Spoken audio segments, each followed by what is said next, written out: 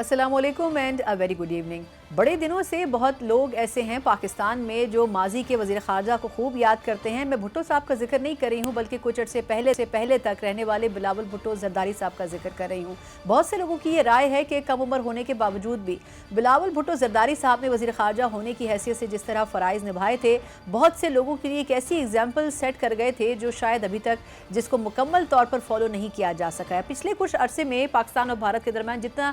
Rift, जितना खिंचाव पैदा हो चुका है, लोगों की ये राय है कि इस पर एक मजबूत खारजा पॉलिसी की तो ज़रूरत है। अच्छी बात यह है कि चाहे पार्लियामेंट के सेशन में दी जाने वाली कंसेंसस के साथ करारदाद हो, चाहे इन कैमरा ब्रीफिंग हो, या फिर वज़ीर आज़म पाकिस्तान का आज ISI के हेडक्वार्टर्स का विजिट हो, ये तमाम चीज़ें ये तो जाहिर कर रही हैं कि अपोजिशन की जमातें एक को छोड़ के और हुकूमत की इत्तेहादी जमातें सब की सब एक पेज पर मौजूद हैं। लेकिन इसके ऊपर भी सवाल उठ रहा है कि पाकिस्तान का ग्राउंड वर्क और होम वर्क कितना था, और सबसे बढ़कर ये कि पाकिस्तान को अब इस मिसाल को सामने रखते हुए भारत के हवाले से किस हद तक लॉबिंग करने की ज़रूरत है, और असल चेहरा जो कि बलूचिस्तान में दहशतगर्दी में मुलव्वस पाया जाता है वो दिखाने की कितनी ज़रूरत है। इसके लिए एक मजबूत वज़ीर ख़ारजा भी होना चाहिए। इसमें पाकिस्तान पीपल्स पार्टी का किरदार माजी में भी बहुत रहा है और आने वाले वक्त में भी तवक्को की जा सकती है। लेकिन हुकूमत का इत्तेहादी होने की हैसियत से वो खामोशी के साथ हुकूमत की तमाम पॉलिसियों पर उनको सपोर्ट भी कर रहे हैं। लेकिन कुछ ऐसे मफीद मशवरे हैं जो कि इस वक्त की हुकूमत को देने बड़े ज़रूरी हो गए हैं। इसी के ऊपर तफसीलन बात करने के लिए मेरे साथ मौजूद हैं पीपल्स पार्टी की सीनियर रहनुमा भी हैं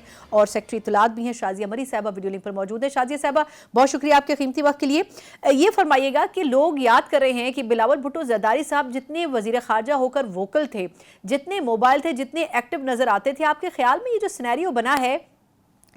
कितनी ज़रूरत है कि इसहाक डार साहब दो ओहदे अपने पास रखे हुए हैं, ओवर बर्डन है, लेकिन क्या हमें भी थोड़ा ग्राउंड वर्क करने की ज़रूरत नहीं थी इस मसले के हवाले से? देखिए, मैं इस बात पर तबसरा तो नहीं कर सकती कि मुस्लिम लीग नवाज़ जो इस वक़्त हुकूमत में है वफ़ाकी सतह पर, वो अपनी काबीना में किसको क्या ज़िम्मेदारी देती है। लेकिन मैं ये ज़रूर कह सकती हूँ कि फ़ॉरेन अफ़ेयर्स एक बहुत ही इम्पोर्टेंट मिनिस्ट्री है और इसको भरपूर डेडिकेशन के साथ चलाने की ज़रूरत है, जिसकी मिसाल पाकिस्तान पीपल्स पार्टी ने कायम की, उस वक़्त भी की जब शहीद prime minister Zulfikar Ali Bhutto foreign minister थे, और उसके बाद जो हुकूमतें पीपल्स पार्टी की आईं, बिलख़ुसूस जो पिछला दौर गुज़रा है जिसमें मुख़्तसर अरसे के लिए पाकिस्तान पीपल्स पार्टी को काबीना में शराकत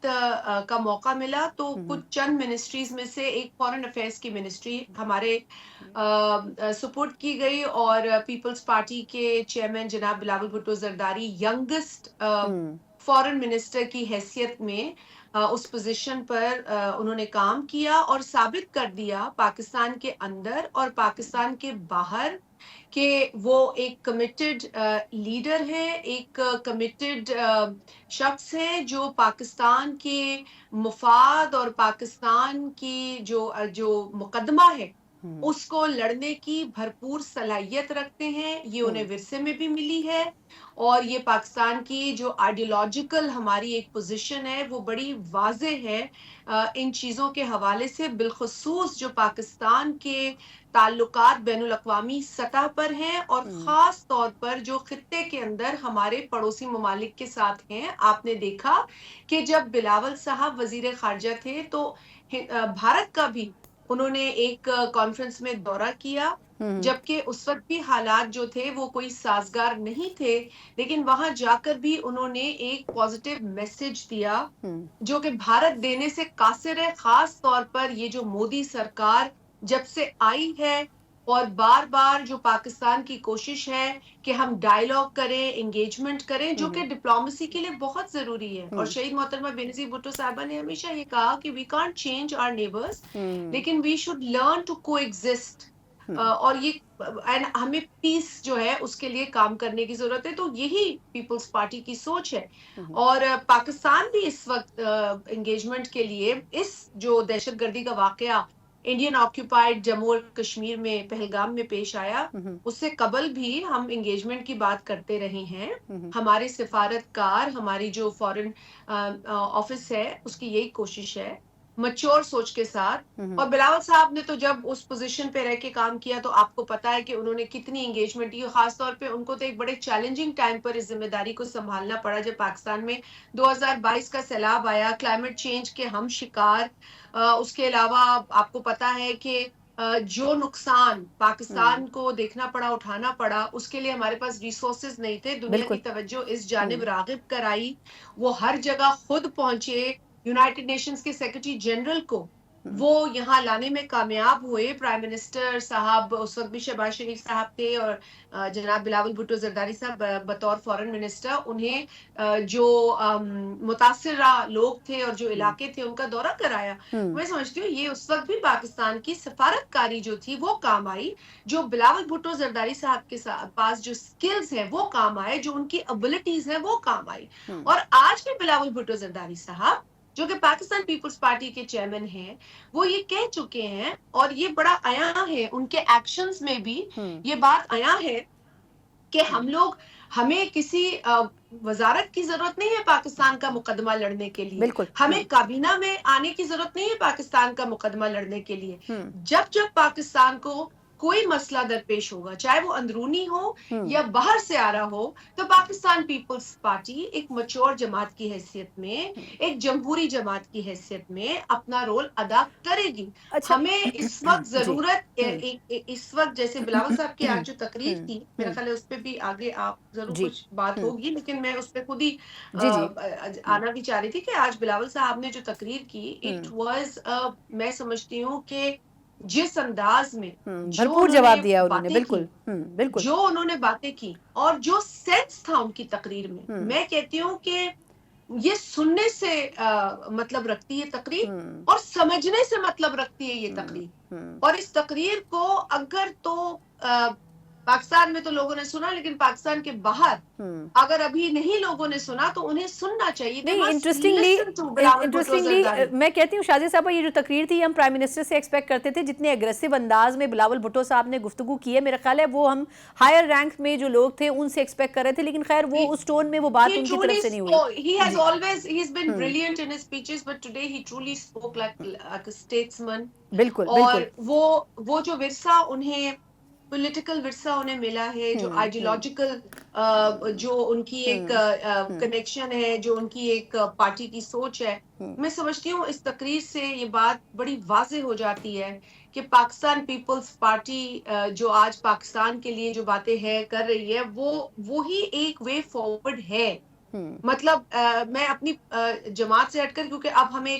نیشنل لیول پہ بات کریں, ہم اپنی جماعت, جس جماعت سے آ رہا ہے بہت اچھا ہے, اپنی جماعت کا آپ ضرور دفاع کریں, لیکن when it comes to Pakistan, وہ سپریم ہونا چاہیے جو آج حالات ہیں اچھا میم, کیونکہ پاکستان, وقت تھوڑا سا کم ہے, چیلنج جس کا سامنا ہے, اس میں ہمیں اتحاد کی سخت ضرورت ہے. بالکل. اچھا میم, کیونکہ وقت کم ہے, میں چاہوں گی 2-3 پوائنٹس پہ اور بھی آپ کا ٹیک لے لوں. ایک تو یہ بتائے گا کہ سلامتی کونسل کے اجلاس میں بھی یہ کہا گیا ہے بھارت سے کہ جی آپ تھوڑا سا خود بھی اپنے آپ کو دیکھیں کہ آپ کیا کر رہے ہیں. پاکستان نے وہاں پر بھی پریشر بلڈ اپ کیا ہے. دوسری طرف جو باقی ممالک ہیں, چاہے یو اے ای ہو, چاہے ایران ہو, یا اس قسم کے دیگر ممالک ہو, ایون چین ہو, پاکستان کی سپورٹ میں کھڑے تو ہیں. آپ کے خیال میں یہ جو پورا ڈرامہ بھارت نے رچایا ہے, اس کے بعد الٹا پریشر بھارت کے اوپر ہی آ رہا ہے, پاکستان اس پورے سینیریو کو کیسے استعمال کر سکتا ہے اپنے فیور میں؟ کیونکہ ہمیں جعفر ایکسپریس کا انسیڈنٹ یاد ہے جو بلوچستان میں انوالومنٹ کا تھا, لیکن ہم اس انسیڈنٹ پہ صحیح معنوں میں کھیل نہیں سکے جیسے بھارت کھیلتا ہے.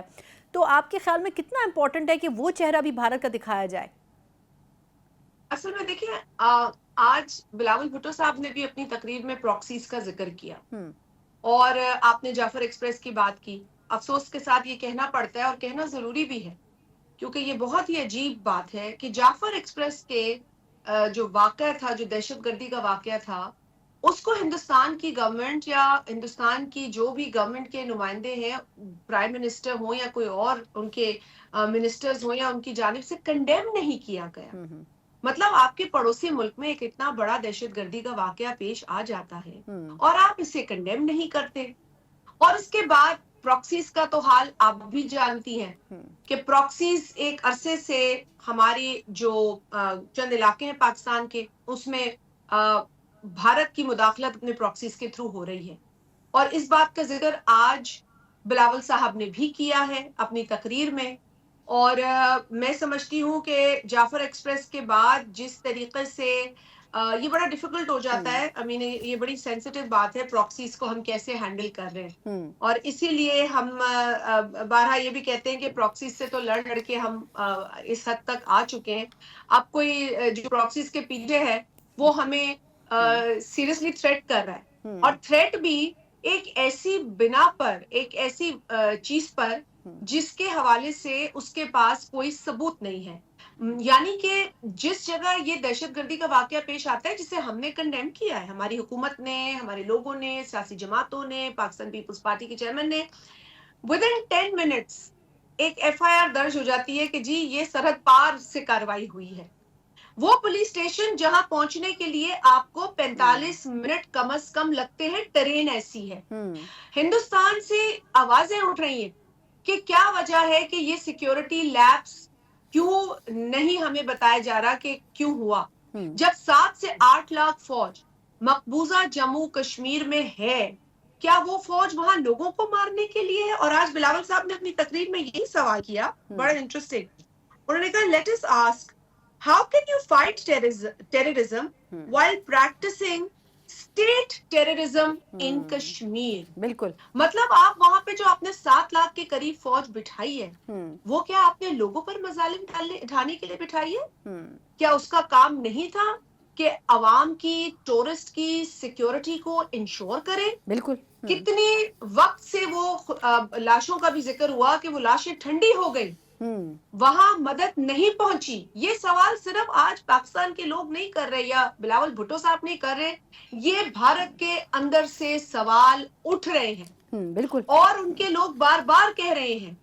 کہ آپ یہ بلیم گیم چھوڑیں، اپنی سیکیورٹی کے جو انتظامات تھے اس پر ہمیں جواب دیں، آپ بتائیے کہ یہ ٹیررسٹ آئے کیسے، کہاں سے، اور ان کو اتنی کھلی چھوٹ ملی کیسے؟ دیکھیں دہشت گرد کا کوئی نہ اس کی کوئی کوئی پہچان ہوتی ہے، نہ اس کا کوئی مذہب ہوتا ہے، وہ ایک اس کی جو درندگی کی صفت ہے نا، وہ اس سے درندگی کرواتی ہے، جو درندگی کرے، جو انسانی جانیں لے، یقیناً اس کو ہم کنڈیم کرتے ہیں، اس کو ہر ٹیررزم کے ایکٹ کو ہم کنڈیم کرتے ہیں، اور ہم تو خود یہ کہہ رہے ہیں کہ جی بھائی ہم ٹیررزم کے شکار ہیں، 90,000 جانیں پاکستان میں قربان ہو گئی ہیں، جانیں لے لی گئی ہیں، قیمتی جانیں، ہمارے بچے، بزرگ، بہنیں، ہماری سیکیورٹی فورسز کے اہلکار، پولیس کے اہلکار، مسجدیں، مارکیٹ، سکول، کوئی بالکل جگہ نہیں چھوڑی، کوئی جگہ نہیں چھوڑی ان درندوں نے، ہم لڑ رہے ہیں اس چیز سے نا، لیکن یہ صرف ہماری جنگ نہیں ہے ثنا، بالکل یہ ایسے ہی ہے، جنگ اس خطے کی جنگ ہے جو پاکستان فور فرنٹ پر لڑ رہا ہے، اور اور پاکستان اس تو جنگ لڑنے جی کا ہمیں یہ ریوارڈ ملتا ہے کہ بغیر انویسٹیگیشن کے ایک پڑوسی ملک اپنے سیکیورٹی لیبس کو چھپاتا ہے اور ہم پہ الزام لگاتا ہے، الزام لگانے کے بعد ایک لسٹ جو ہے وہ اعلانات کی جاری کرتا ہے جو صرف اور صرف ان اپروپریٹ اور ایک غیر انسانی اور ظالمانہ، میں تو کہوں گی، کیونکہ دیکھیں آپ پانی روکنے کی دھمکی دیتے ہیں، ظالمانہ قدم ہے، آپ لوگوں کو، شہریوں کو کہتے ہیں، جو بھی وزٹرز ان کو کہتے ہیں کہ آپ 48 گھنٹے میں یہاں سے نکل بالکل جائیں، ایسے ہی آپ وہ ہے، کیسز دیکھیں جو ہمارے سامنے آ رہے ہیں، وہ کتنے پینفل کیسز ہیں جو ہمارے سامنے آ رہے ہیں، ایک جو حیدرآباد سے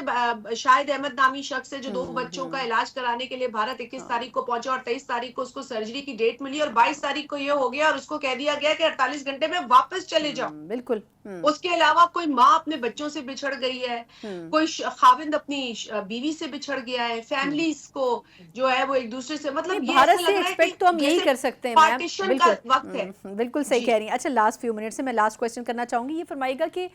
بلاول بھٹو صاحب کی ایک بڑی امپورٹنٹ میٹنگ پی ایم سے بھی ہوئی، اس میں پیپلز پارٹی کا ڈیلیگیشن پورا تھا، میں آخر میں تھوڑا سا سیاسی سوال کرنا چاہوں گی کہ وہ جو ایک ریزرویشنز تھیں پیپلز پارٹی کی کینالز کے اوپر بھی اور دیگر بھی آپ لوگوں کے مطالبات کی ایک لمبی چوڑی فہرست تھی جس پہ وعدہ ہوا تھا جب حکومت بنی تھی، کوئی انڈرسٹینڈنگ بلڈ اپ ہو سکی ہے اس میں کہ کیا کچھ ہونے جا رہا ہے، کچھ پیپلز پارٹی کے تحفظات ایڈریس ہوں گے؟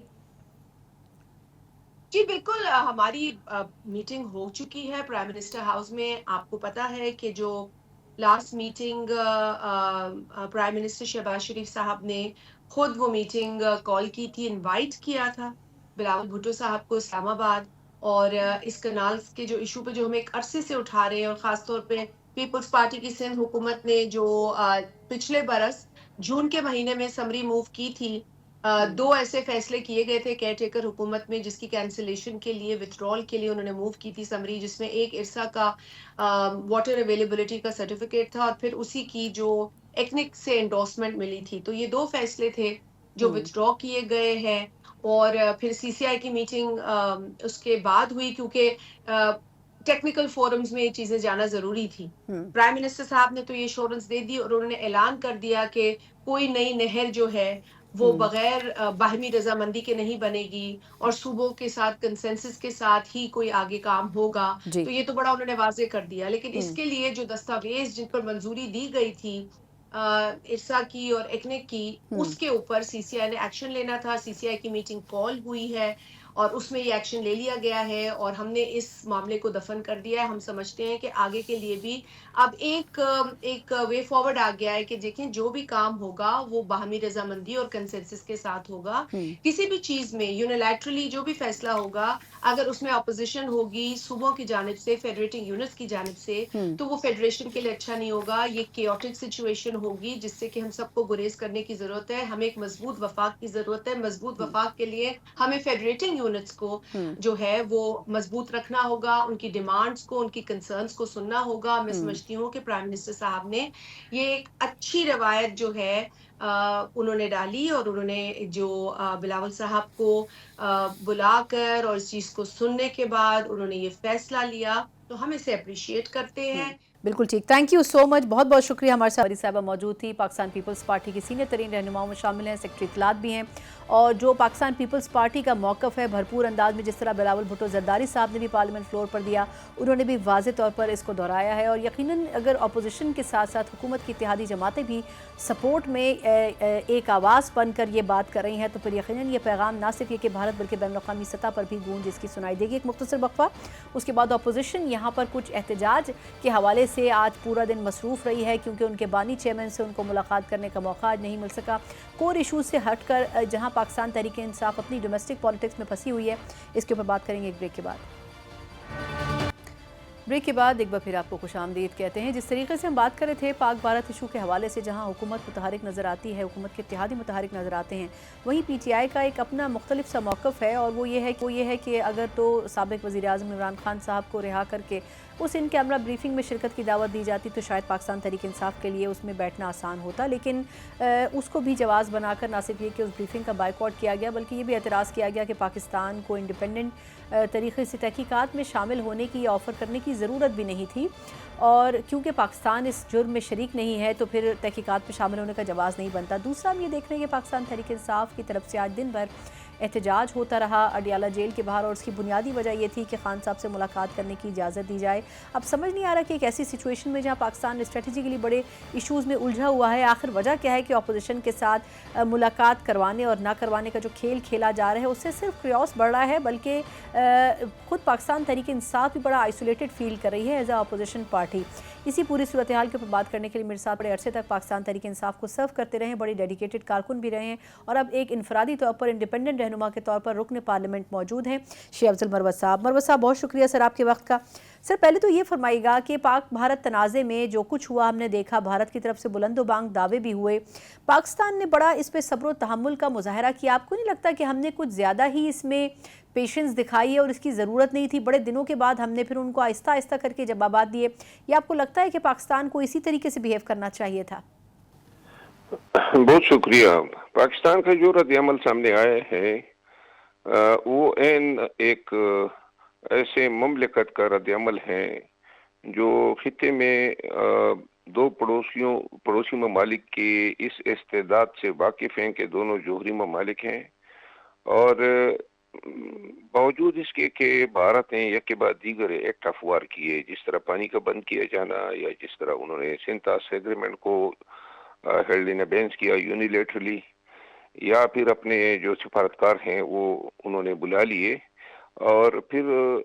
سرحدوں پہ انہوں نے گولہ باریاں شروع کی. یہ کم و بیش جو ہے انٹرنیشنل قوانین کے تحت جنگ کے اعلان کے مترادف ہیں. لیکن دوسری سائٹ پہ ہماری ریاست نے جو ہے تحمل سے اور جنگ سے گریز کی جو پالیسی اپنائی ہے، میں ذاتی طور پہ اس کی ستائش کرتا ہوں، کیونکہ ہم بحیثیت مملکت جو ہے جنگ جو ہے وہ تباہی لائے گا، چاہے وہ ہندوستان کے لیے ہو چاہے وہ پاکستان کے لیے ہو۔ مودی جو ہے وہ ہر حالت میں کچھ نہ کچھ کرنا چاہتا ہے تاکہ اپنے داخلی سیاسی مقاصد جو ہیں وہ حاصل کر سکے۔ اور اگر پاکستان کو یہ موقع مل رہا ہے کہ پہلگام واقعے پہ تحقیقات جو ہیں اس پہ ثالثی کی جو پیشکش ہے وہ قبول کر لے، تو میرا خیال ہے ہمیں پہل کرنی چاہیے، بلکہ شاید ابھی تک جو میں بیانات دیکھ رہا ہوں اس میں تو پاکستان نے اپنی رضامندی ظاہر کی ہوئی ہے۔ ہمیں بڑی ہی سوچ سمجھ کے ساتھ جو ہے آگے بڑھنا ہوگا۔ یہ صرف نعروں کی حد تک یا جذبات کی حد تک تو جنگ نہیں لڑی جا سکتی، جس طرح آج کل جو ہے ہر ایک نے جو ہے نعرے لگائے ہوئے ہیں کہ ہم جور یا ہتھیار جو ہیں ہم نے شب بارات کے لیے نہیں رکھے ہیں۔ یہ انتہائی غیر ذمہ دارانہ بیانات ہے۔ خدا نخواستہ جنگ اگر چڑھ جاتی ہے اور جنگ جو ہے آگے کسی ایڈوانس سٹیج پہ ان ہتھیاروں کی ضرورت پڑ جاتی ہے، تو اب تک جو ہے پاکستان پہ یہ الزام لگتا رہے گا کہ پاکستانی سیاستدانوں نے یا پاکستانی حکومت نے جو ہے اس کا اظہار پہلے کیا تھا۔ تو اللہ نہ کرے یہ اس پورے خطے میں اور دنیا کے لیے جو ہے یہ جنگ پھر سنبھلنے نہیں پائے گی، اور جتنا بھی گریز کیا جا سکے اتنا ہی، اور یہ کوئی ہماری بزدلی نہیں ہوگی، بلکہ وقت اور تاریخ یہ ثابت کرے گا کہ پاکستان نے جو ہے اپنی پالیسی سے، اپنی تحمل اور برداشت سے ایک بہت بڑے فتنے کو جو ہے سر اٹھانے سے پہلے ہی کچل دیا۔ آپ کی حکومت نے ابھی کچھ دنوں پہلے ایک قرارداد بھی متفقہ طور پر پارلیمنٹ سے منظور کروائی، جس میں اپوزیشن اور حکومتی اراکین دونوں شامل تھے، پھر ایک ان کیمرہ بریفنگ بھی ہوئی۔ آپ کے خیال میں کیا یہ دو چیزیں ہی کافی ہیں یا پھر اس سے زیادہ بھی حکومت کو کرنا چاہیے اپنے اتحادیوں اور اپوزیشن کو اعتماد میں لینے کے لیے؟ میں سمجھتا ہوں کہ ابھی تک حکومت نے کوئی ایسی سنجیدہ کوششیں نہیں کی کہ پاکستان کے عوام کی طرف سے اتحاد اور اتفاق اور یگانگت کی ایک ایسی آواز جائے، ایک ایسا عملی مظاہرہ ہو کہ ہندوستان جو ہے اس کا میڈیا جو بارہا پاکستان کے داخلی سیاسی انتشار کو جواز بنا کے ہم پہ جو زبانی وار کر رہا ہے، اس کا توڑ صرف اسی صورت میں ممکن ہے کہ آل پارٹیز کانفرنس بلائی جائے، اور اس آل پارٹیز کانفرنس جو ہے اگر یہ ممکن نہیں ہے تو پارلیمان کے اندر جتنی پارٹیاں ہیں، پارلیمان میں تمام جو سروسز چیفز ہیں ان کو بلا کے بریفنگ دی جائے اور پورے پارلیمان کو جو ہے اس پہ اعتماد میں لیا جائے۔ میں یہ سمجھتا ہوں کہ اگر یہ وقت ہے، جس طرح آج آپ نے انٹرو میں کہا کہ وہاں پہ اڈیالہ جیل کے باہر ملاقات کرنے کے لیے جو تشدد کا استعمال ہوا، آج آپ نے دیکھا، اور ممبران نیشنل اسمبلی پہ جو تشدد ہوا ہے، ان کے کپڑے پاڑے گئے ہیں۔ بہت افسوس کی بات ہے، ایک سپاہی جو ہے آپ کے پارلیمان کے رکن کو جو ہے ان پہ تشدد کر رہا ہے اور پوری قوم دیکھ رہی ہے۔ ایسے وقت میں، ایسے ٹیسٹنگ ٹائم میں ایسے پیغامات یا ایسے ویڈیوز جو ہیں وہ قوم کے درمیان اتفاق اور اتحاد جو ہے اس کو نقصان، اس جذبے کو نقصان پہنچا رہے ہیں، اور ضروری ہے کہ خان سے بات ہو، کیونکہ اگر خان سے بات ہوتی ہے اور خان کو جو ہے اس بات چیت کے نتیجے میں اے پی سی میں بٹھایا جاتا ہے، تو وہ اتحاد اور اتفاق جو قوم کے مابین آئے گا وہ ایک اور تصویر پیش کرے گا۔ دنیا حیران ہوگی، کیونکہ ہم 2-2.5-3 سالوں میں بڑے ہی خلق فشار کا شکار رہے ہیں، اور ایسے وقت میں جب ہم خود پارلیمان میں متفقہ قراردادیں پاس کر رہے ہیں، چیخ کر بول رہے ہیں کہ ہمیں اپنے سرحدوں کا تحفظ کرنا آتا ہے، ایسے واقعات جو ہیں وہ زہر قاتل ہیں ملی وحدت کے لیے، یگانگت کے لیے،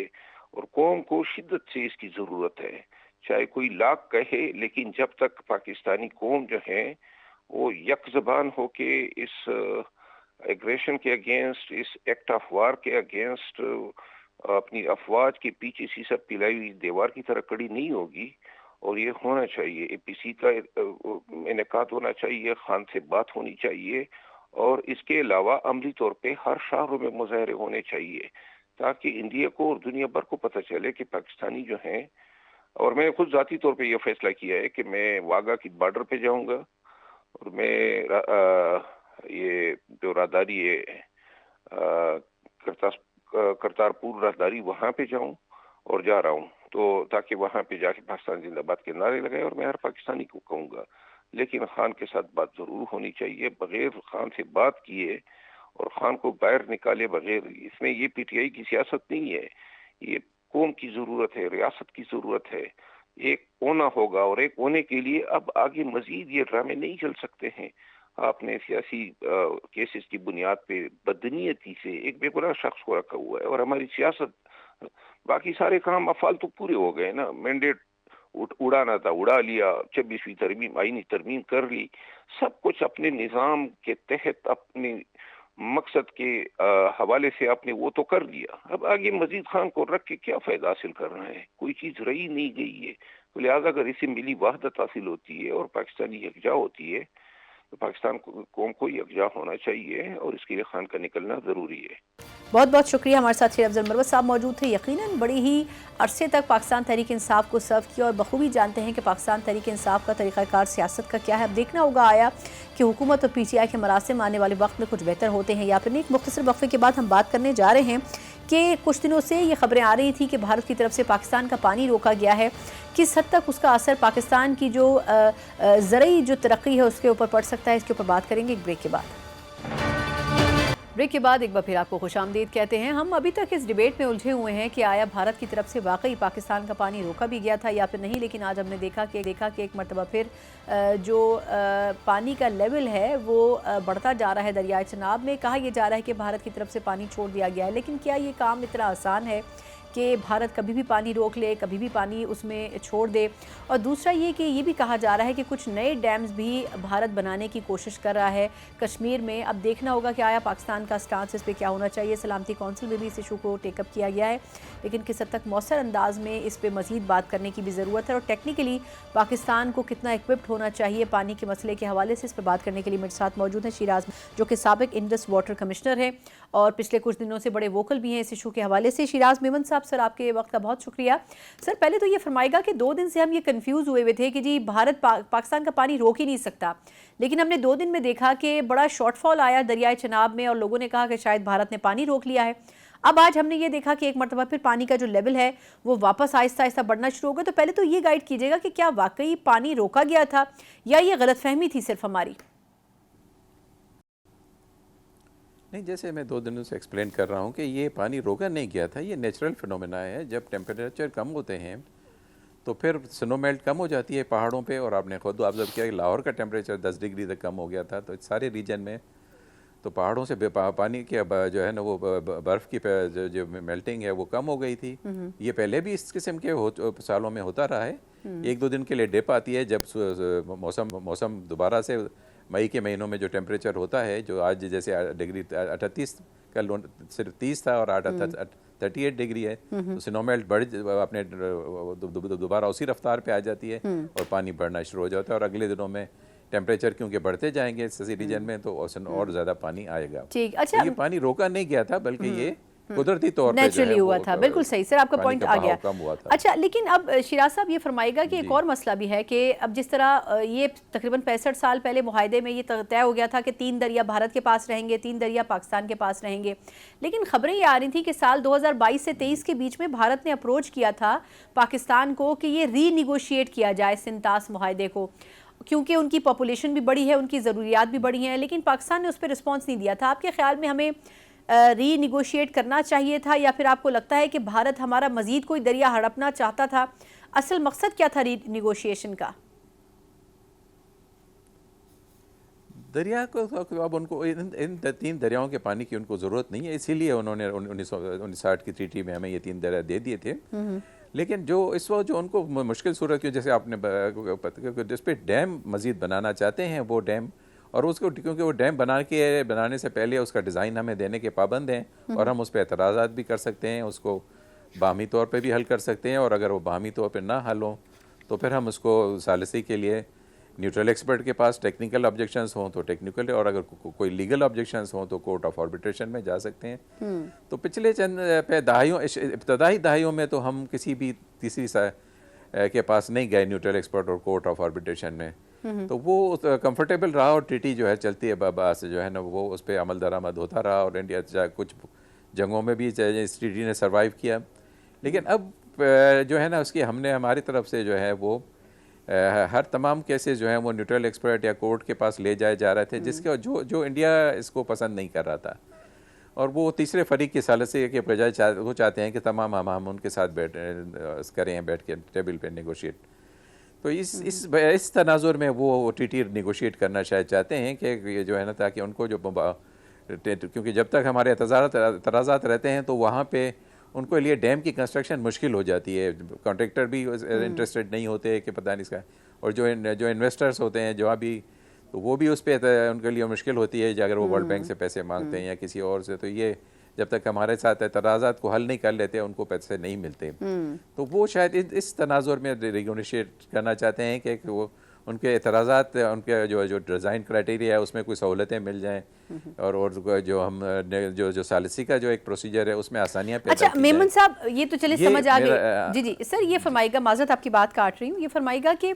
ابھی بھارت اتنے ڈیمز بنا چکا ہے 100 سے زیادہ، اب یہ کہا جا رہا ہے کہ اس نے کشمیر میں مزید 2 ڈیمز بھی بنانے ہیں، اور پاکستان کی دریاؤں کے اوپر کئی وہ ڈیمز بنا چکا ہے۔ آپ کے خیال میں پاکستان کو کیا کرنا چاہیے؟ مطلب اب اگر ہم نیچے کے ممالک میں شامل ہیں اور بھارت اوپر ہے، وہیں سے دریا بہہ کر آ رہا ہے، تو اس کا ناجائز فائدہ اگر وہ اٹھاتا رہے گا، پاکستان کو اس پہ ووکل ہونا چاہیے، کیا کرنا چاہیے آپ کے خیال میں؟ نہیں دیکھیں، وہ انہوں نے جو ڈیم بنائے ہیں وہ اس کو ہم ناجائز نہیں کہہ سکتے، ان کو ٹریٹی میں جو الاؤ کیا گیا کہ وہ جتنے بھی رن آف دا ریور کا مطلب ہے کہ پانی آئے، آپ نے بجلی پیدا کی اور آپ نے پانی نیچے چھوڑ دیا، تو وہ یہ ان کو الاؤ ہیں، اس میں کچھ تھوڑی بہت ان کو جو ہے نا اسٹوریج بھی الاؤ ہے، تو اس کو ہم ناجائز تو نہیں کہہ سکتے۔ اور 100 ڈیم کو جو ہیں وہ ایک صحیح فگر نہیں ہے، جو قابل ذکر ہیں وہ 4 یا 5 جو ہیں، وہ باقی بہت انتہائی چھوٹے چھوٹے دریاؤں پہ جو ہے نا وہ منی اور مائکرو پروجیکٹس ہیں جن کا کوئی ایسا نیچے کوئی امپیکٹ نہیں ہوتا۔ تو 4-5 پروجیکٹس میں، جس میں صرف بغلیار میں ان کے پاس ایسی گنجائش ہے چناب ریور پہ 30,400 ایکڑ فٹ کے پونڈ کے ساتھ، کہ وہ چند دنوں کے لیے سردیوں کے موسم میں جب پانی کے بہاؤ کم ہو جاتا ہے تو وہ ہمارا پانی جو ہے نا وہ 25-26 دن تک روک سکتے ہیں، اگر وہ اس کے ساتھ مینیپولیشن کریں اور اپنی ہائیڈرو پاور جنریشن بند کر دیں۔ تو یہ ایک وہ ان کو سوچنا پڑے گا کہ ہائیڈرو پاور کے یہ جو ہے نا وہ کاز ہے، یا وہ ہمارا سردیوں میں 25-26 دن کر لیے چناب کے جو مرالا ہیڈ ورکس کے جو کمانڈ ایریا ہے اس کو کوئی تو نقصان تھوڑا بہت پہنچا سکتے ہیں، جو فصل اس وقت گندم کی ہوتی ہے۔ تو یہ لیکن اس قسم کی اب تک انہوں نے ایڈونچر نہیں کی، اور میرا خیال ہے وہ کریں گے بھی نہیں، کیونکہ ان کا نقصان زیادہ ہے۔ وہ سردیوں میں وہاں پہ کشمیر میں بجلی کی بہت زیادہ ضرورت ہوتی ہے، اور وہ اپنے پاور ہاؤس کو بند کر کے ہمارا چند دن کے لیے نقصان کر کے ان کو کوئی اس کا کوئی اکنامک بینیفٹ نہیں مل سکتا۔ ٹھیک، بالکل ٹھیک، بہت بہت شکریہ۔ ہمارے ساتھ شیراز میمن صاحب موجود تھے جو انڈس واٹر کمشنر ہیں، بڑی ہی ڈیٹیل میں انہوں نے بتایا کہ کیا سچویشن ہو سکتی ہے، کچھ مس انڈرسٹینڈنگز جو کہ پاکستان کے اندر موجود ہیں بھارت کا پانی روکنے کے حوالے سے، اس کی بھی کلیئرٹی انہوں نے دی ہے کہ ایسا پاسبل نہیں ہے کہ بھارت یہ کام کر سکے، نیچرل جو سرکل ہے اسی کو کنٹینیو رکھتے ہوئے پانی کا فلو کم اور زیادہ ہوتا ہے۔ یقیناً اب بھارت کے حوالے سے پاکستان کا جو پرسپیکٹیو ہے بڑا اسٹرانگ تو ہو گیا، لیکن اب دیکھنا ہوگا کہ آیا کس حد تک عالمی برادری بھی اس کی سپورٹ میں آگے کھل کر بات کرتی ہے۔ اسی نوٹ کے ساتھ پروگرام کا وقت ختم ہوتا ہے، مجھے اجازت دیجیے، اللہ حافظ۔